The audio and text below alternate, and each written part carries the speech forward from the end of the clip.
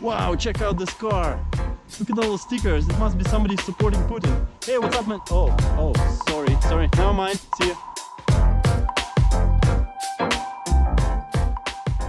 Hey, my name is Misha. What's up? So, what is a Russian classic car like to drive? Is a question pretty much nobody asks.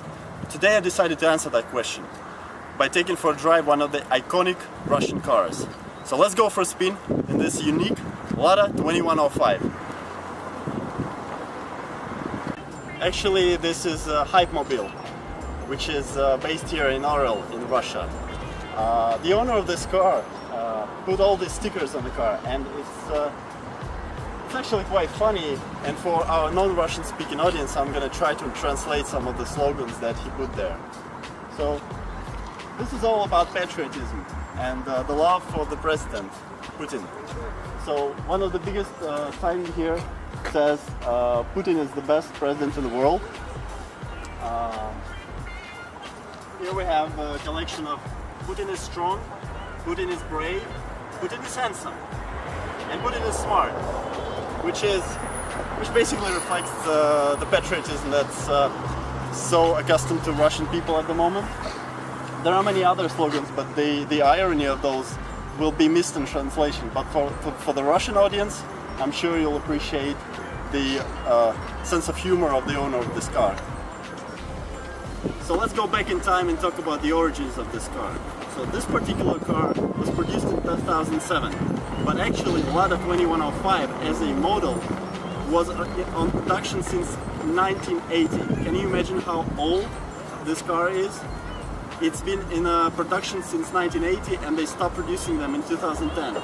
So it had a 30-year production span. The funny thing is, this car is actually based on the Fiat 124, which was the best car of the year in 1967.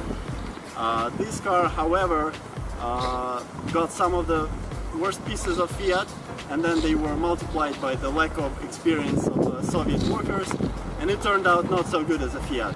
So when you're inside of this car, there's not a lot of features and amenities that you can talk about. Well, there's a simple heater, there is a radio. Obviously this is an aftermarket radio that the owner installed, but when it was new it had a very simple AM/FM radio, obviously no CD changer or anything.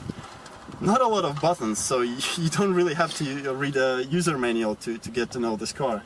So there's light switches, there's heaters, there's rear defroster, front defroster, and look at this stocks, how simplistic they are. This is just for the wipers. Oh, they work. Look at the wipers. Very small wipers, but yeah, that's what you gotta have when you have a window this small. And on the left you have two actually stocks. One for indicators, right and left, and another stock for your light switches. Obviously this is a manual. Ladas have never been produced with an automatic gearbox, so this is a, what is it, a 4-5 speed manual. So it's a very simple design, really clean design, because again, when you have no features in the car, there's not much to imagine there. There's not many buttons. It's extremely simple.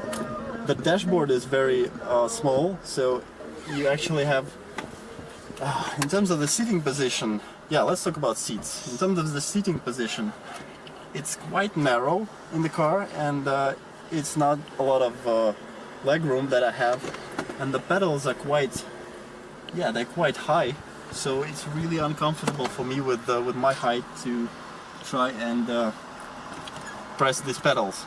So it's gonna be quite tricky during the test drive. The seats obviously manually adjusted. Actually, in this car there's nothing that's power adjusted. I guess the idea was that Russian men are strong, so they don't need any power assistance in the car, right? So now let's take this car for a spin to find out how it handles and actually how to drive on the road in this Soviet era car. So it has actually ignition on the left side, so it's like a Porsche in this way. Oh, what a beast we have under the hood. Oh, what a beast.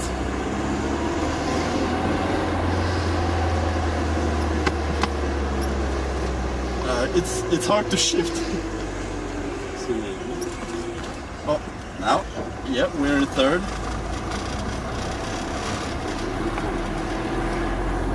So the owner tells me that the clutch is very hard to press.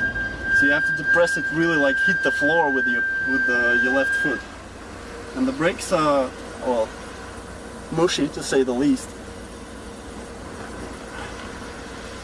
And it's very hot in here. Obviously we have no air conditioning.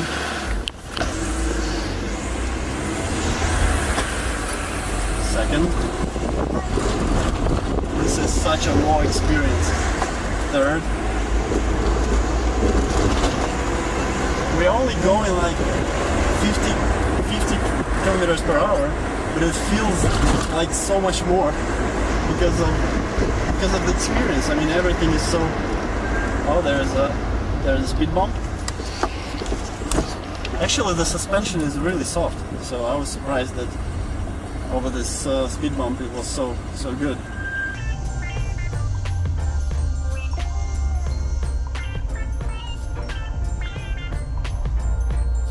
Everyone has been reacting to this car with a lot of amusement, just like the couple in the Mercedes. This car is very amusing for the driver, just because of how terrible it is. It really lets you travel back in time and experience the hardships that Soviet drivers had to endure with their cars. They're really crappy, but at the same time, they're quite fun. So if you're someone looking to have an experience of driving a Russian car or any other exotic car when you travel in Russia, please follow the link in the description of this video and check out the Spin app. It allows you to rent cars from regular car owners, and the selection of cars may be very interesting depending on the area where you search for. This video has been quite impromptu, so the quality is really lacking, but please bear with me.